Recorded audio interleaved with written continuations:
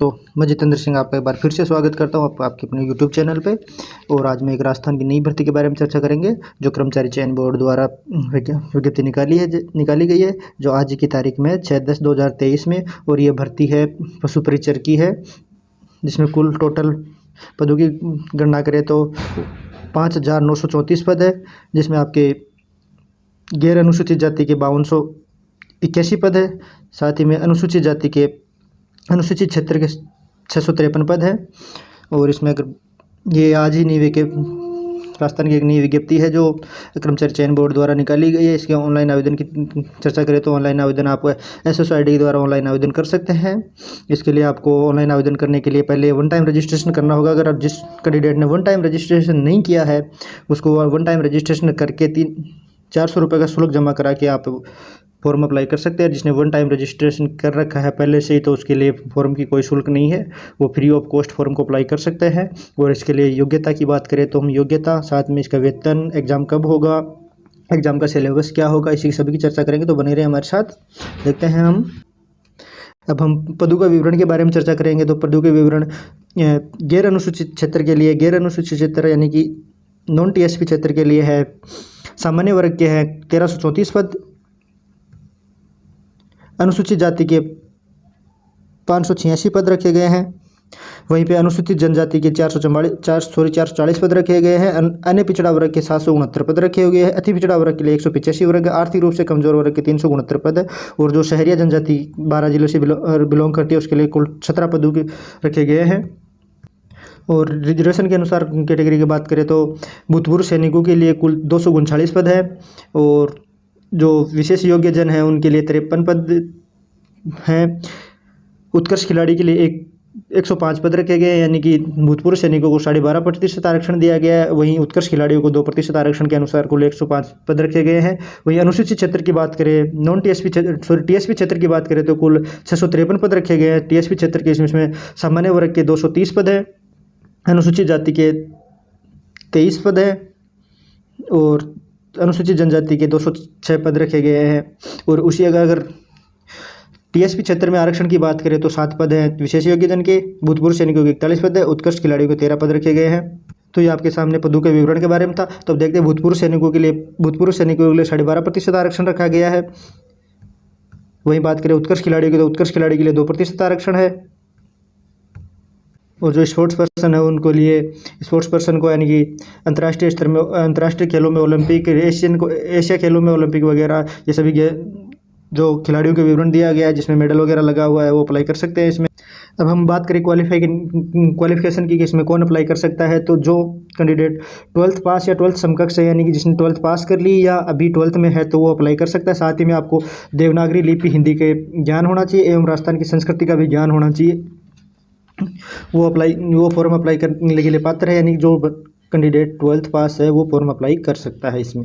और इसी के साथ इसमें अन्य योग्यता रखी गई। अन्य योग्यता में यही है कि पशु परिचर पद के लिए भर्ती के लिए उम्मीदवार को अच्छा शारीरिक स्वास्थ्य होना चाहिए। वहीं ऐसे किसी मानसिक या शारीरिक दोष से मुक्त होना चाहिए जो कि पशु परिचर के रूप में उसके कर्तव्य के कुशल पालन में बाधा डाल सके। एवं यदि वह चयनित कर लिया जाता है तो उसके लिए अपना अयोग्यता प्रमाण पत्र उस जिले के मुख्य चिकित्सक एवं स्वास्थ्य अधिकारी या मेडिकल जूरिस्ट द्वारा हस्ताक्षरित प्रस्तुत करना होगा, जिस जिले से सामान्यतः वह निवास करता है। यानी कि आपको पशुओं के बारे में थोड़ा ज्ञान होना चाहिए और अच्छे स्वास्थ्य होना चाहिए। साथ में अगर आपका चयन होता है तो आपके मुख्य चिकित्सा अधिकारी से, जिस जिले से आप निवास करते हो, उससे एक लिखित में लेना पड़ेगा कि आपका माइंड सही, यानी कि शारीरिक क्षमता सही है।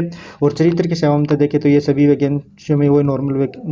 राष्ट्रीयता की बात करें तो भारत का नागरिक होना चाहिए, नेपाल से प्रजनन हो या भूटान से प्रजनन हो। ये देखते हैं। आयु की गणना करें तो आयु की गणना आपके सामने, आयु की गणना 1 जनवरी 2024 से आयु की गणना की जा रही है, जिसमें यानी कि 1 जनवरी 2024 के आपके 18 वर्ष पूर्ण हो चुकी हो, साथ में आपकी अधिकतम आयु 40 साल से कम हो, तो वो कैंडिडेट अप्लाई कर सकते हैं। साथ ही में आयु में आरक्षण की बात करें तो अनुसूचित जाति, अनुसूचित जनजाति, अन्य पिछड़ा वर्ग, अति पिछड़ा वर्ग, आर्थिक रूप से कमजोर वर्गों के लिए पुरुष विद्यार्थी जो कि राजस्थान के मूल निवासी है के मामले में 5 साल की छूट दी गई है। वही सामान्य वर्ग की महिला अभ्यर्थी के मामले में 5 साल की छूट दी गई है। अनुसूचित जाति, अनुसूचित जनजाति, अन्य पिछड़ा वर्ग, अति पिछड़ा वर्ग, आर्थिक रूप से कमजोर वर्ग की महिलाएं अभ्यर्थी जो राजस्थान के मूल निवासी है उनको 10 साल की छूट दी गई है। भूत वर्ग, यानी कि इसमें आपकी एज गणना 1 जनवरी 2024 से एज गणना की जाएगी। इसी के साथ आपकी यानी 40 साल से ज़्यादा आयु नहीं होनी चाहिए। और जो आरक्षण गवर्नमेंट द्वारा जो रिजर्वेशन आयु के रिजर्वेशन रखा गया है वो होना चाहिए। पेंशन के नियमों को देखें तो नई नियुक्ति वाले कर्मचारियों के लिए नियमानुसार राज्य सरकार द्वारा पेंशन योजना लागू होगी, यानी कि जो सरकार ने पेंशन योजना चालू की थी वो आपके लिए लागू होगी। और अब हम फॉर्म अप्लाई की बात करें तो फॉर्म अप्लाई 13/10/2023 से 11/11/2023 तक, यानी कि आपके पास 1 महीने का समय दिया गया है तक अप्लाई कर सकते हैं आप फॉर्म, यानी कि विभाग की वेबसाइट पर जाके SSO ID से आप फॉर्म को अप्लाई कर सकते हैं। और की बात करें तो एग्ज़ाम यानी कि अप्रैल व जून 2024 तक कराने की संभावना रखी गई है, यानी कि आपकी अप्रैल से जून, यानी कि अभी तक आपके पास अगर आज से तैयारी स्टार्ट करें तो आपके पास बहुत अच्छा समय है कि आप इसके पशु परिचर की तैयारी कर सकते हैं। साथ में प्रवेश पत्र आपके विभाग की वेबसाइट पर अपलोड कर दिए जाएंगे जो एग्जाम से संबंधित। अब बात करते हैं ऑनलाइन आवेदन में संशोधन। अगर आप फॉर्म भरते समय आपके पास कोई गलती हो जाती है तो आपको यानी कि अभ्यर्थियों को एक मौका दिया जाता है जिसमें आप 300 रुपये का शुल्क देकर आपके फॉर्म में अंदर जो भी गलती हुई है उसके सुधार के लिए 300 रुपये की आप फॉर्म फीस देके आपको वापस सुधार कर सकते हैं। अब हम बात करते हैं कि इस परीक्षा स्कीम की सिलेबस क्या होगा, क्या क्या सिलेबस आएगा, कितने नंबर का पेपर होगा, पेपर की समय अवधि क्या होगी। तो देखते हैं, पेपर 2 पार्टों में बटा हुआ होगा। भाग ए और भाग बी में, जिसमें भाग ए के अंदर 105 प्रश्न आएंगे और 105 ही अंकों का होगा। साथ में भाग बी में 45 प्रश्न आएंगे, 45 अंकों का होगा, यानी कि कुल 150 क्वेश्चन आएंगे और 150 ही नंबर होंगे, यानी कि 1 प्रश्न 1 नंबर का होगा। 3 घंटे की समय अवधि होगी। साथ ही में ऑब्जेक्टिव टाइप के प्रश्न होंगे, इसमें आपके अधिकतम पूर्णांक 150 अंकों का होगा। एक प्रश्न का सही उत्तर के लिए आपको 1 अंक मिलेगा। वहीं प्रत्येक गलत प्रश्न पर आपको 1/4 यानी कि 1/4 माइनस मार्किंग रखी गई है इसमें। और आपको यानी कि प्रश्न पत्र में न्यूनतम, यानी कि पास होने के लिए न्यूनतम 40% आपको न्यूनतम अंक लाने होंगे। साथ में आप परीक्षा का मानक स्तर सेकेंडरी लेवल का होगा, यानी कि 12th लेवल का आपका पेपर होगा। अब हम बात करते हैं सिलेबस की कि इसका सिलेबस क्या होगा।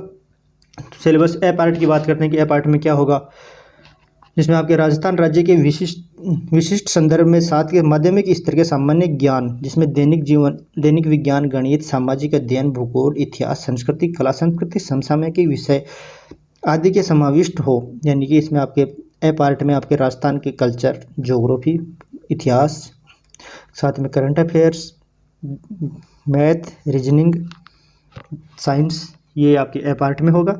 दूसरे बे पार्ट में आपके यानी कि पशु परिचर्या, पशुओं से संबंधित होगा, जिसमें पशुओं के निम्न बिंदुओं का सामान्य ज्ञान, जिसमें प्रदेश में पशुओं की देशी नस्लों के कृत्रिम गर्भधान, बध्याकरण, संकरण प्रजनन, दुग्ध दोहन, दुग्ध संवर्धन, स्वच्छ दूध उत्पादन, यानी कि पशुओं के बारे में, पशुओं में कौन सी बीमारी होती है, पशुओं को कितना चारा दिलाना चाहिए, चारा के साथ कौन से पशु आहार खिलाने चाहिए, भेड़ बकरियों के स्वास्थ्य कैलेंडर, उनके ऊन, मांस, दूध व अंडे, देश के राज्य एवं उत्पादन में प्रति व्यक्ति मांस का उपलब्धता, यानी कि उनके पशुओं के बारे में सारा जानकारी होनी चाहिए, जिसके आपके बाय पार्ट में आएगा ये। और कुल 45 अंक होंगे, 45 नंबरों का होगा। कुल पेपर की बात करें तो 3 घंटे का पेपर होगा। तो ये एक राजस्थान के बेरोजगार युवाओं के लिए एक बहुत अच्छी खबर है कि इसमें कुल मिला के टोटल